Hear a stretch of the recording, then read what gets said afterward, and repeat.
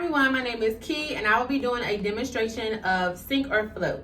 My grade level will be kindergarten and my standard is KP4A. The student will demonstrate an understanding of the observable properties of matter, and my indicator is KP4A1. The students will analyze and interpret data, compare the qualitative properties of objects such as sink or float, and classify objects based on similar properties. So right here I have my little tub of water and I have some objects. I have 4 objects. So I have a plastic knife, I have a nail, it's a very small nail, I hope you can see it. I have a little pebble, and I have a lid to a jar. So, and it's a plastic lid.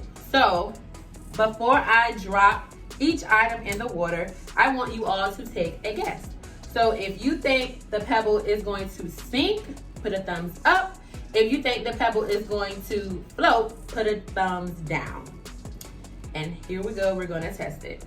I think the pebble is going to sink, so I'm gonna put my thumbs up. Here we go. And the pebble sank or sunk.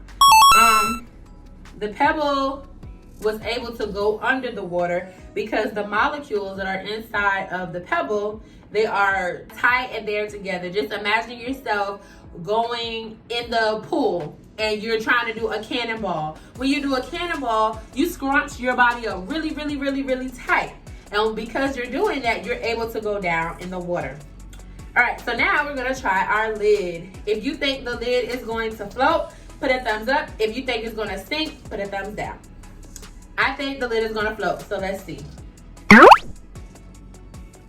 And as you can see, the lid is floating. Because the lid is floating, because the molecules in the lid, they are far apart. So imagine yourself floating in the pool. If you're floating in the pool, you don't have your feet down, you don't have your body scrunched up, you have your legs out, your arms out, you're stretched out, and you're able to float above water. So now we have 2 more objects, and we're gonna do the nail first.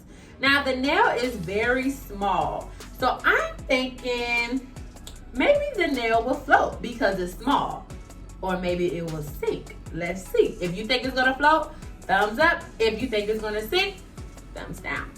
Here we go. That little nail went straight to the bottom of the water.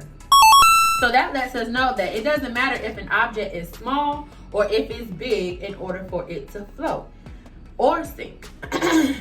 And once again, the molecules in that nail are tightly compact together. Last thing we have is a knife. So this is a plastic knife. This is not a metal knife or anything, but do you think this is going to float or do you think it's going to sink? Let's see. I'm gonna put it in the water.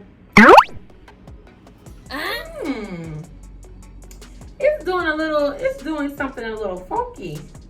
So half of it, hold on, let's put it in there again.